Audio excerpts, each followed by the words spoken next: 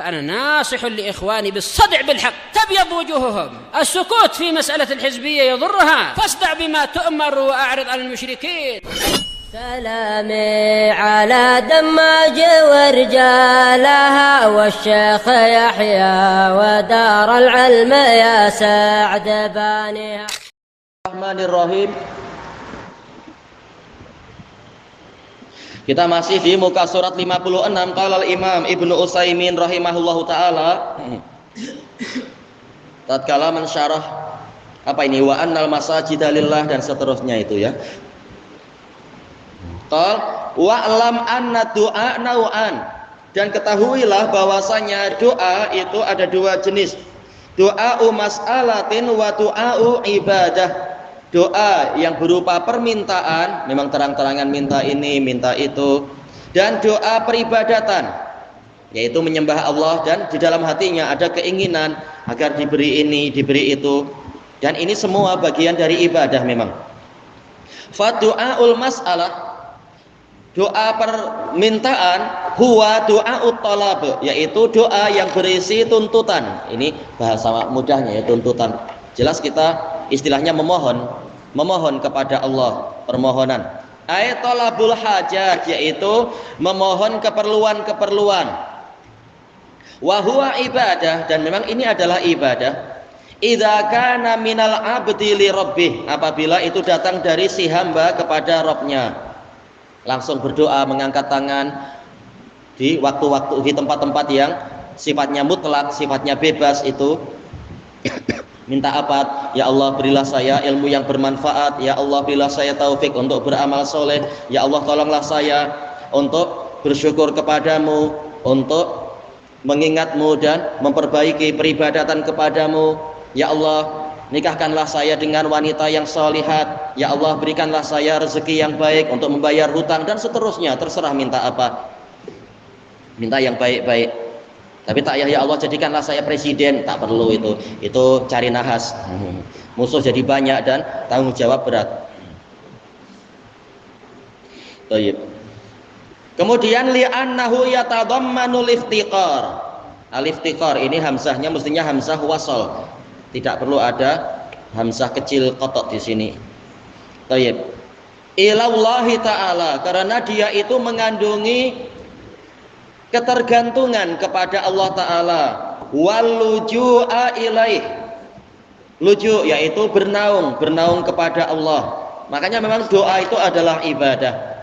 Wa'tiqada annahu qadirun karimun wasi'ul fadli warahmah, juga mengandungi keyakinan bahwasanya memang Allah Maha Kuasa. Walaupun nampak mustahil, tapi Allah Maha Kuasa. Dokter tak mampu menyembuhkan penyakit saya, dokter memang tidak mampu, tapi Allah Maha mampu. Tidak berputus asa dari rahmat Allah, yakin semuanya mudah bagi Allah, maka banyak-banyak memohon kepada Allah. Seperti disebutkan di dalam kisah nyata itu, anak baca dalam kisah nyata, ada seorang ibu yang melahirkan anaknya cacat, yaitu jantungnya berlubang. Maka ibu itu terus menerus berdoa, mohon kepada Allah. Diingatkan suaminya, ya rehat juga, kasihan engkau. Biasa namanya kasih ibu itu memang apa? Sepanjang jalan. Kasih anak mungkin sepanjang galah. Kasih sayang orang tua memang sangat tidak terbatasi istilahnya dibanding dengan anak. Maka si ibu pagi sore, pagi petang, siang malam kurang tidur demi berdoa kepada Allah. Sampai tahu-tahu ada keajaiban. Dokter di hospital melihat, tahu-tahu jantung anak itu mulai mengatup, yaitu lubangnya itu, sampai akhirnya sembuh. Demikian pula doa ibu untuk anaknya, yaitu Muhammad bin Ismail, yaitu Imam Al-Bukhari, semula buta didoakan jadi sembuh karena ibunya betul-betul doa sambil nangis-nangis, menangis kepada Allah. Yakin Allah Maha Kuasa, semuanya mudah saja bagi Allah Ta'ala. Baik. Makanya hakikat doa itu adalah ketergantungan kepada Allah dan keyakinan bahwasanya Allah Maha Kuasa. Karim, dia Maha Dermawan. Wasi'ul fadli warahmah, luas kurnianya dan rahmatnya. Wa yajuzu idza sadara minal abdi limithlih minal makhluqin. Boleh juga permintaan itu dilakukan apabila datang dari seorang hamba kepada hamba yang lain semisal dengan dia dari kalangan para makhluk. Idza kanal mad'u yaqilut doa, apabila yang diseru tadi memang memahami doa tadi. Walaupun istilahnya biasanya bukan doa kan ya, permintaan. Tayyib. Minta dibelikan apa itu, tolong belikan saya TOS limau di kedai itu. Istilahnya biasanya bukan doa tapi minta. Ya bayarlah. Kaki saya ini perlu energi juga. Apa nanti saya bayar. Ya saling memberi, saling menerima, tidak membuli adik kelasnya, tidak membuli juniornya. Kamu belikan ini, kamu belikan itu dan seterusnya. Tidak demikian. Tapi saling memberi dan saling menerima. Wa yaqdiru 'alal ijabah, dan memang mampu untuk memenuhi permintaannya. Tayyib, kama sabaqa fi qaulil qail, seperti yang telah lampau dari ucapan orang yang mengatakan ya fulan at'imni, wahai fulan berilah saya makanan. Ini mungkin apa? Sudah terpaksa. Kalau tidak terpaksa tak perlu. Sudahlah, dia itu bawa roti, bawa apalagi itu, bawa makanan dari KFC. Temannya cuma makan nasi dan kangkung pun diminta lagi. Jangan begitu, kasihan temannya. Tayyib. Wa amma du'aul ibadah, adapun doa yang maknanya adalah ibadah, fa ayyata'abbada bihil mad'u, yaitu orang yang lil mad'u afan, yaitu orang ini beribadah kepada zat yang diseru tadi. Talaban li sawabih, demi mencari pahalanya. Ya, karena untuk apa kita sholat, untuk apa kita zakat, untuk apa kita puasa, haji, umrah, berjihad, amar ma'ruf nahi mungkar, tentunya karena mengharapkan pahala dari Allah. Hakikatnya kita sedang berdoa itu memang. Wa khaufan min iqabih, takut dari hukuman Allah. Kenapa kita meninggalkan perjudian, kesyirikan, kebid'ahan, tidak mau untuk mungkin apa itu istilahnya, mencuri baju temannya atau mencuri selipar temannya, mencuri jam tangan temannya, karena takut hukuman dari Allah. Maka hakikatnya ini semua adalah doa, mengharapkan kepada Allah perkara ini, takut jangan sampai Allah menghukum dengan itu dan seterusnya. Wa hadza la yasihu li ghairillah, ini tidak sah untuk diberikan pada selain Allah. Tak ada yang mampu memberikan pahala kecuali Allah. Wa sarfuhu li ghairillah syirkun akbar, memalingkan doa tadi kepada selain Allah, maka itu adalah kesyirikan yang besar. Mukhrijun anil millah, mengeluarkan pelakunya dari agama ini. Wa alaihi yaqaul wa'id, dan pada orang inilah terjadi ancaman. Fi qaulihi ta'ala, di dalam firman Allah Ta'ala, innal ladzina yastakbiruna an ibadati sayadkhuluna jahannama dakhirin. Sesungguhnya orang-orang yang menyombongkan diri dari peribadatan kepadaku, maka mereka akan masuk ke dalam neraka dalam keadaan hina. Tayyib. Kemudian kita kembali ke atas. Qala al-Imamun Najdi rahimahullah, wa dalilul khauf, dalil bahwasanya rasa takut juga bagian dari ibadah. Qauluhu ta'ala, fala takhafuhum wa khafuni in kuntum mu'minin. Maka janganlah kalian takut kepada mereka, namun takutlah kepadaku apabila kalian adalah orang-orang yang beriman. In kuntum mu'minin, ini sigotnya adalah sigotus syarat, polanya pola syarat. Dan usulion mengatakan sigotus syarat laha mafhumul mukhalafah. Pola syarat itu memiliki pemahaman berkebalikan. Kalau kalian memang orang beriman, maka takutlah kepada Allah, jangan pada yang lain. Berarti barang siapa takut kepada yang lain, hakikatnya keimanannya mengalami kerusakan. Tayyib. Dan ayat ini telah dibahas di dalam apa itu? Daras itu ya, Sahih Bukhari, terkait dengan perang Hamra'ul Asad. Kemudian mana sisi pendalilannya bahwasanya rasa takut itu bagian dari ibadah? Telah dijelaskan oleh para ulama, sesuatu itu bernilai ibadah diketahui dari beberapa cara. Cara yang pertama memang ada perintah dari Allah, mungkin perintah wajib atau perintah mustahab. Yang kedua yaitu janji pahala untuk amalan tadi. Mungkin tidak ada perintah tapi Allah menyebutkan pahala begini-begini, berarti itu memang ibadah juga. Atau ancaman terhadap orang yang meninggalkannya, berarti memang itu ibadah juga. atau celaan terhadap orang yang meninggalkannya, itu juga menunjukkan amalan tadi adalah ibadah. Baik. Atau larangan dari kebalikannya, menunjukkan amalan ini juga bagian dari ibadah. Nah, dari situ tahulah kita ini memang bagian dari ibadah, walaupun Allah tidak mengatakan al khaufu minal ibadah misalkan, tapi dengan korinah-korinah tadi tahulah kita suatu amalan itu bagian dari ibadah melalui cara-cara tadi. Sekarang ini masuk pola yang mana, yaitu larangan dari perbuatan itu, apalagi diancam. Kalau tidak begitu, maka kalian bukan termasuk orang yang beriman. Kalau kalian melakukan itu, kalian termasuk orang yang beriman. Nah, berarti amalan itu adalah ibadah. Apa tadi? Yaitu al-khauf, rasa takut, itu bagian dari ibadah. Kita baca catatan kaki oleh Imam Ibnu Utsaimin rahimahullah, al-khauf huwa dza'ar, yaitu rasa gentar. Ini intinya sama, dza'ar dan khauf, yaitu rasa takut.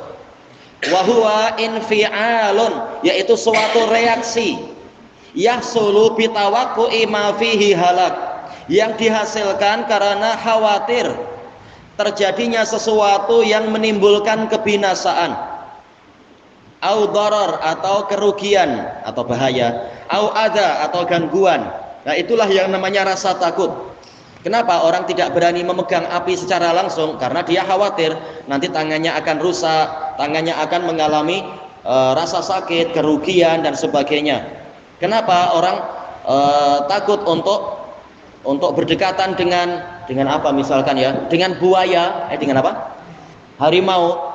Ya, padahal apa? Orang kadang pakai bag dari buaya atau kasut dari kulit buaya. Kenapa takut berdekatan dengan buaya yang masih hidup? Saya takut nanti saya dibuat barbecue oleh dia.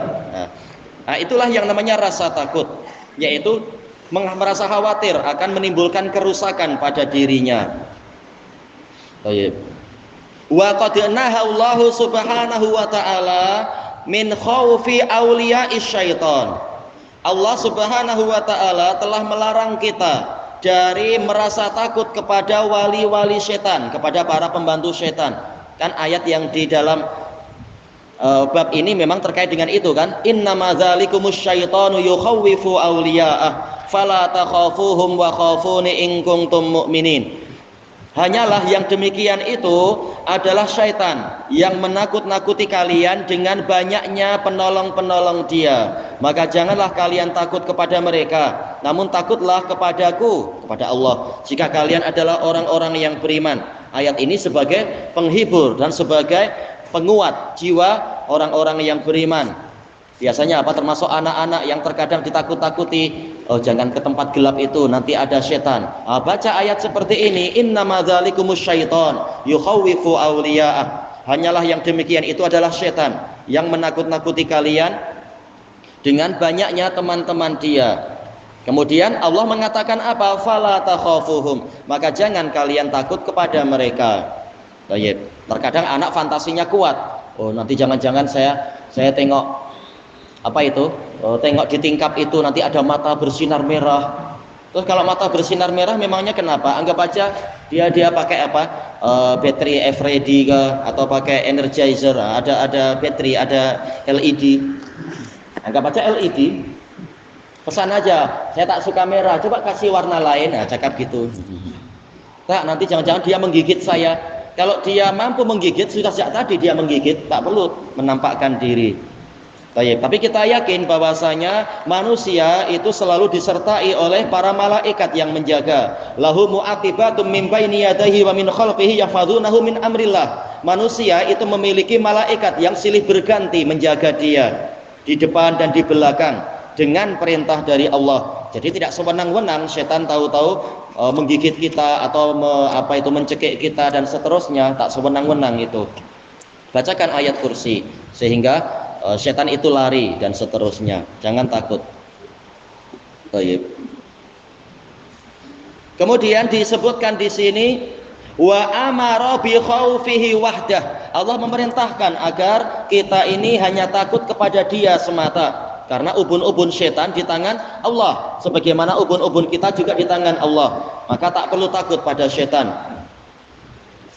Wal khaufu salah satu anwa. rasa takut itu ada 3 jenis. An-nau'ul awal, jenis yang pertama, khaufun tabi'i, rasa takut yang alami, natural. Misalkan apa? Yaitu sebagian anak kalau naik pokok tinggi-tinggi takut. Ini biasa, wajar karena takut jatuh. Ini alami, itu tidak masalah. Ka khaufil insani minas sabu', seperti takutnya manusia terhadap hewan buas. Wanar, terhadap api. Wal gharik, yaitu apa? Tenggelam. Ya jelas orang takut dengan tenggelam, nanti nafasnya tercekik. Lalu caranya bagaimana? Apakah kemudian menyembah hewan itu, atau menyembah api, atau menyembah air? Tidak demikian, tetapi dengan ya memakai alat-alat untuk mencegah bahaya-bahaya tadi. Mungkin pakai apa? Panah kah, atau pedang kah, atau panggil bomba, atau tinggal apa? Sembur-sembur apinya itu biar padam, atau belajar berenang agar kita jadi pandai berenang, dan seterusnya. Ini sekedar takut yang sifatnya alami, ini tidak syirik.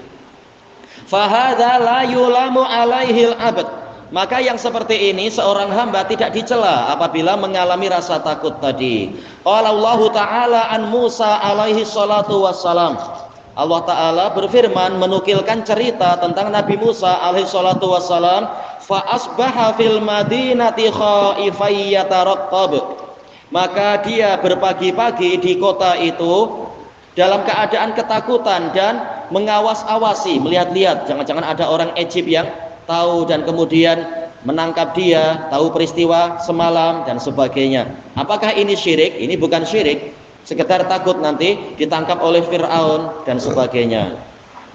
Ini rasa takut yang alami. Kemudian, lakin idza kana hadzal khaufu kama dzakara Syekh rahimahullah, akan tetapi jika rasa takut ini seperti yang disebutkan oleh si penulis rahimahullah, sababan litarki wajib, menjadi sebab ditinggalkannya suatu perkara yang wajib, mungkin di dalam kitab yang lain mungkin ya. Beliau Imam Najdi menyebutkan dalam kitab yang lain barangkali. Au fi'li muharram, atau melakukan sesuatu yang diharamkan, kana haraman, maka ini menjadi haram. Karena apa? Taat di dalam kemaksiatan, ini haram. Kama dzakara, ini sudah. Li'anna makana sababan litarki wajib, karena suatu perkara yang menjadi sebab ditinggalkannya kewajiban, au fi'li muharram, atau menjadi sebab dilakukannya perkara yang diharamkan, fahuwa haram. Iya, karena apa? Al wasail laha ahkamul maqasid, dalam pembahasan usuliyah itu. Sarana-sarana atau jalan-jalan atau penyebab itu hukumnya seperti akibatnya, seperti tujuannya. Baik, kalau suatu perkara hukum asalnya mubah, tapi kalau perkara mubah itu justru menyebabkan timbulnya maksiat, maka dia jadi haram. Suatu perkara asalnya mubah, tetapi kalau justru menyebabkan dihasilkannya suatu ketaatan, maka dia juga menjadi halal, menjadi suatu peribadatan, mendapatkan pahala. Demikian pula masalah yang disebutkan di sini. Kalau rasa takut, ini rasa takut mubah, takut pada api misalkan. Tapi kalau takut pada api itu menyebabkan dia jadi tidak sholat ke masjid. Kenapa tak sholat ke masjid? Oh, saya takut pada api. Apinya di mana? Itu di depan rumah. Boleh lewat pintu yang lain atau siram-siram air dulu. Jangan dengan alasan takut api kemudian dah di dalam rumah saja. Nah, nanti apinya membesar, akhirnya yang engkau takuti masuk ke rumahmu nanti. Jadi bukan dengan cara dia dihindari semata-mata sehingga ketaatan malah juga tidak terpenuhi, tidak terlaksana. Tapi dengan cara penghalang-penghalang tadi dihilangkan, disingkirkan.